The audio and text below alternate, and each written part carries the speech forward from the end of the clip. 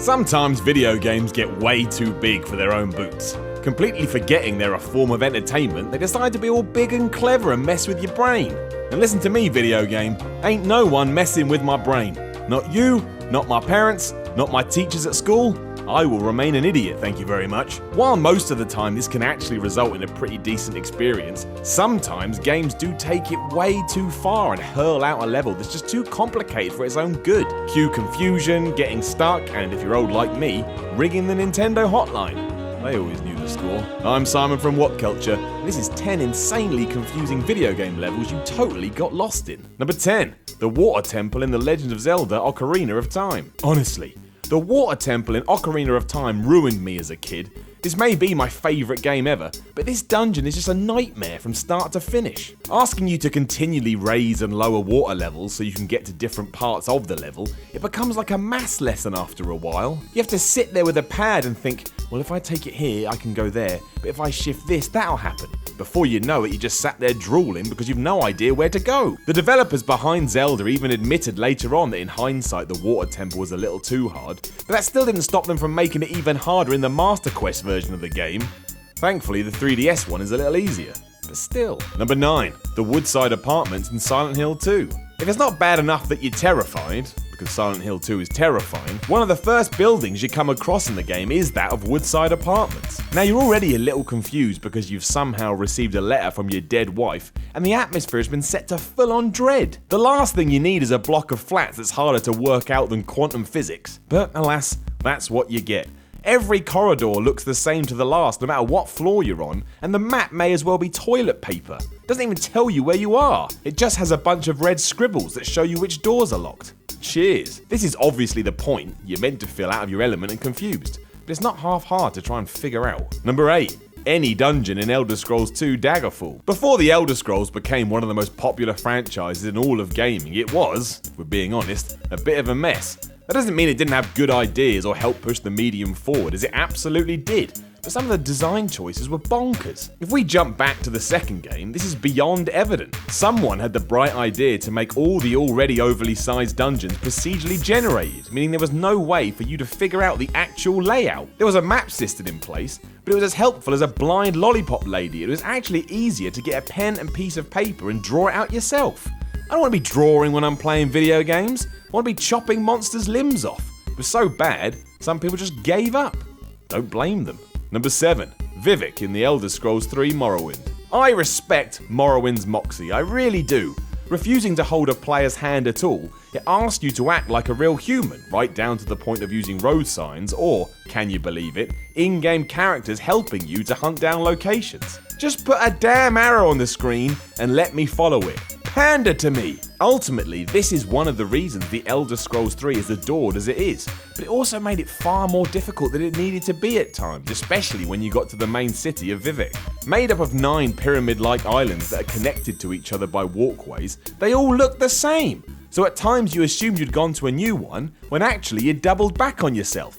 You're basically a gerbil trapped in a maze, and that was not something that was advertised on the box. Number 6. Nightmares in Max Payne. Every time you have a nightmare in Max Payne, things get really dark really quickly. If it wasn't bad enough that these segments of the game were scary, you're also basically stuck in a never-ending loop, and trying to figure out how to escape is near impossible. Or at least it feels that way. You know what the trick to freedom is? To follow the cries and scream of a baby.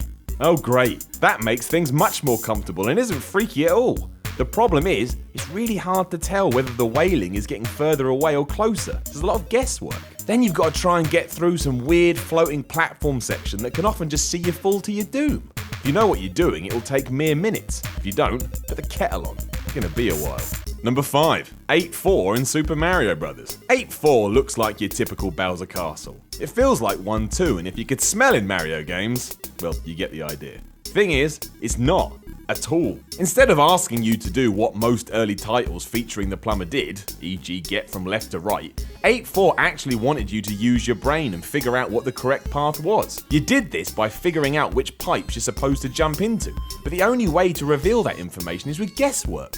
So it's trial and error with the horrible consequence that you keep coming back to the same place when you get it wrong. Just to kick you in the teeth, there's also 2 Bowsers on this level, one of which is fake and basically a punishment for going in the wrong direction.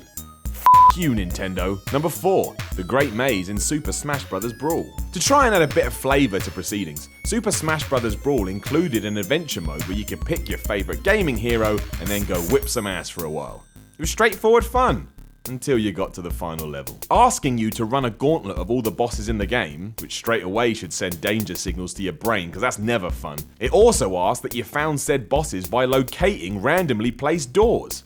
Now, these doors are scattered all over the place, so the only way you could figure it out is to use a map. A map! Don't use a map in Street Fighter, and you shouldn't have to use one in Super Smash Bros. It basically becomes a Metroidvania type experience, but that is completely missing the point. I just want to punch someone in the face. Number 3. Blight Town in Dark Souls. Well, surprise, surprise. Dark Souls made a list of over-confusing, convoluted messes. No prizes for that one. But yes, when you reach Blight Town in the original Dark Souls, it becomes an awful place to try and navigate. Firstly, it's beyond dark, so you'll be missing paths you're meant to go down constantly, and even enemies that are hidden in the shadows. The idea is to keep heading down until you can't head down anymore, but it's so difficult to do this, you keep doubling back on yourself and you have no idea why. Even when you're out, From Software keeps throwing crap at you. There's not only a boss to contend with, but then some strange water wheel thing you've got to climb up. Sure, once you're out you feel a wave of satisfaction, but the question remains, was it worth it in the first place? Probably not. Number 2, Limbo in Doom. You know what I want to do in Doom? Shoot things.